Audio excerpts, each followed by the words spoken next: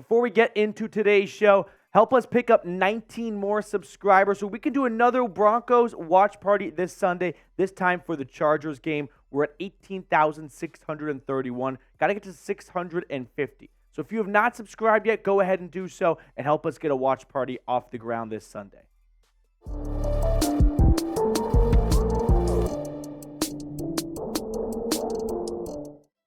Now, I know. It's a bit premature, it's a bit early to start talking about free agent targets for 2024 when the Broncos are in the midst of a playoff push right now. But I thought we could just hit pause on what Denver needs to do over the next 5 games to get into the big dance and just kind of look ahead and see who the free agents that Denver might have on their radar for 2024 and who they could be losing in free agency. So here are the 10 most premier, notable free agents on the Broncos roster for 2024. Guys that are going to be off their books in 2024. Samaje Perine, Adam Trautman, Lloyd Cushenberry, Jonathan Harris, Mike Purcell, Josie Jewell, Fabian Moreau, Kareem Jackson, PJ Locke, and Will Lutz. Most of these guys are starters, so Denver will either try to bring some of these guys back or they're going to have to fill that void through free agency, the draft, or an in-house promotion. Now, of these 10 players, here are 5 players I would be okay with letting walk. Samaje Perine's not a bad player by any means, but he's definitely getting up there in the age column, and I don't think Denver's going to have interest in bringing him back. I think they're excited to see highlight reel Jaleel grow into a bigger role. Jonathan Harris played really well against the Texans, but all in all, I think Denver should go out and find some more bodies in the middle of the defensive line and bring him some new guys. And the same goes for Mike Purcell. Fabian Moreau has been okay since taking over from Damari Mathis. He's been okay to good just because the bar wasn't that high with Mathis. And then Kareem Jackson, he's 34, 35 years old at this point.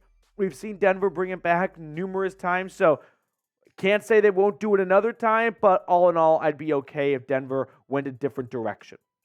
Now, players I would like to re-sign. Josie Jewell sounds, I wouldn't say unusual, it sounds a bit strange, given that Denver sort of drafted his replacement in Drew Sanders. But it's not like Sanders has, been must-see TV so far this year. And Jewell has been better than Alex Singleton. So despite Jewell being a free agent, I think he is more important to Denver's defense than Singleton, who, by the way, played the best game of his season so far against the Texans. Cushenberry, I cannot believe I'm saying this. If you told me 12, 18 months ago, I'd be saying, let's bring back Lloyd Cushenberry. I'd say, pinch me. But Cush has been one of the best offensive linemen for the Broncos this year. Adam Trautman, I'll talk about more later on, but I don't know if Denver's got another good option if they don't bring back Trautman. PJ Locke, I think Locke has filled in admirably for Kareem Jackson. That would be a good re-signing. And then Will Lutz has kicked the shit out of the football this year, so why not bring Will Lutz back? Now, Denver's top 5 biggest needs, in my opinion, before we start looking at free agent names. Defensive line, edge rusher, cornerback, tight end, and safety. You can probably rearrange that order a little bit, but I think that's a good starting point. So with that being said, let's look at the biggest and best free agents on the defensive line, starting with Chris Jones and Christian Wilkins. Now, a lot of these guys are going to be heavily pursued and might not even get to the open market. I am sure the Chiefs and the Dolphins are going to do everything in their powers to retain their star defensive lineman. But there are some other players that might get priced out of the current team they are on. Say, the Broke Boys in Cincinnati with DJ Reader, who has been, in my eyes, one of, if not the best run-stopping defensive tackle in football. We can look at DJ Reader's stats over the last 4 seasons, and he has been not a guy that fills the stat sheet, but if you watch Bengals football, you know Reader is instrumental to what the Bengals are able to do defensively because he frees up linebackers to do their job so well. And they just paid Joe Burrow. They're going to pay Jamar Chase. They don't have a lot of cash down there in the Queen City. I could see Reader end up walking in free agency. Now, the defensive line for Denver has been a very up and down seesaw group. I mean, when you look at the Broncos' run defense over the last 5 years, and it's not been the same personnel for all 5 years, but I think we can all mostly agree it has been underwhelming, right? The best finish they've had was 10th in 2022. This year, they are ranked dead last, bottom of the league. Now, of course, that Dolphins game is an outlier, but still, even if you cut the Dolphins' rushing numbers in half, they are still going to be 31 to 28 in the league. So improving the run defense is paramount for the Broncos this offseason. Now, before we get on to the rest of the free agents on today's show, I want to give a shout out to our awesome sponsor, Prize Picks. If you're sitting at home and you're like, PD, I have no idea what Prize Picks is. Well, listen up, because it's a great way you can turn $10 into $250 by just selecting more or less on 2 to 6 player stat projections. So let me show you an example of what that means. Take this weekend's upcoming games. Taking the more on Bryce Young and Matthew Stafford's passing yards. I'm also going to take the more on Drake London's receiving yards against the Bucks. And then I'll take the more on Javonte Williams' rushing yards against the Chargers' run defense. So if you want to win up to $250, go to prizepicks.com/CLNS and use code CLNS for a first-time deposit match up to $100.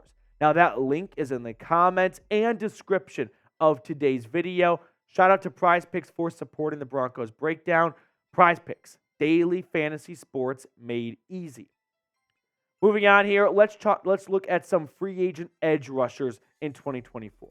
Leonard Floyd, Za'Darius Smith, Chase Young, Jonathan Greenard, and Josh Uche.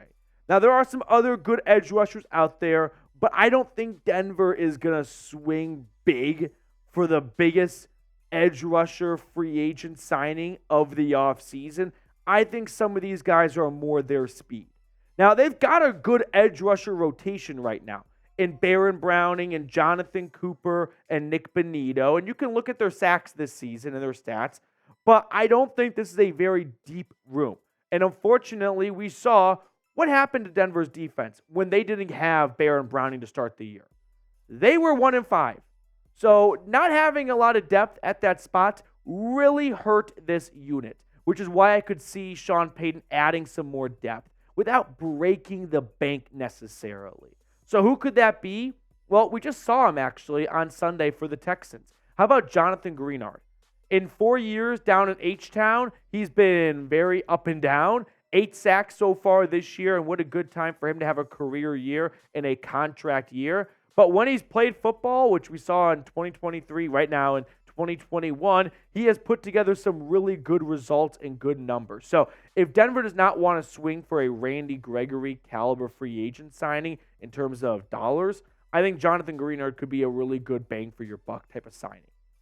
Moving on to some corners now. We've got Tavierre Thomas and Steven Nelson, both with the Texans. Adoree Jackson, Kenny Moore, and Sean Murphy-Bunting. Denver's got a great corner, and a prolific corner, and a Hall of Fame corner in Patrick Surtain. On the other side of the field, there's a large gaping black hole that needs to be filled. And I think a good option for that is Sean Murphy-Bunting.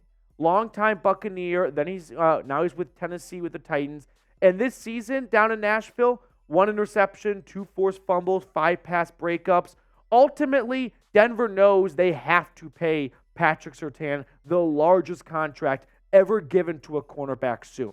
So don't expect them to go out and sign a very premier corner like Jalen Johnson or L'Jarius Sneed. I think you could see Denver go down the vet plus rookie battle for CB2, which is sort of what they did this past offseason with Fabian Moreau and Damari Mathis. Now, unfortunately, they missed on their draft pick. But if they were to have hit on that draft pick in Damari Mathis, they'd be in a great spot at corner moving forward.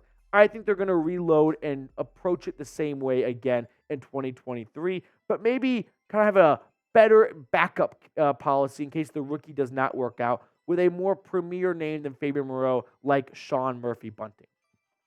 Now, before we look at the rest of the free agent targets for Denver, just name a random Broncos defender for me. The more random, the better. No Von Miller, no Aqib Talib. I'm talking random, okay? So let me know who a random defender is that pops in your head right now down in the comment section. Let's check out the free agent tight ends.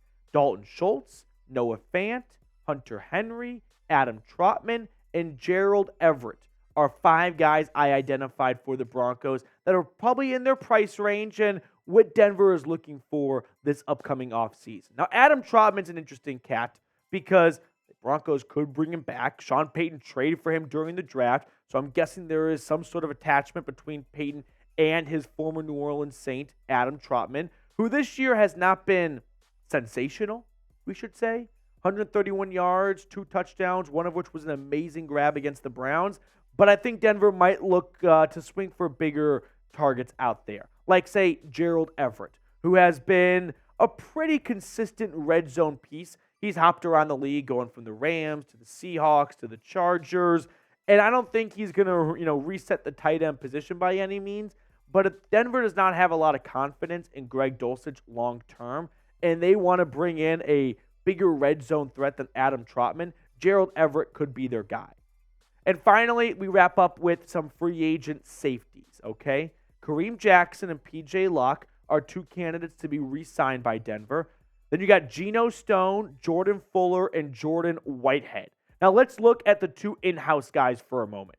I could definitely see Denver having interest in bringing P.J. Locke back. He has not been the best backup safety filling in for Kareem Jackson, but he has made a lot of really good plays this year. Now, K-Jack is a guy you can't rule out, because every single year Denver just brings him back on another 1-year contract, and he wants to play 15 seasons.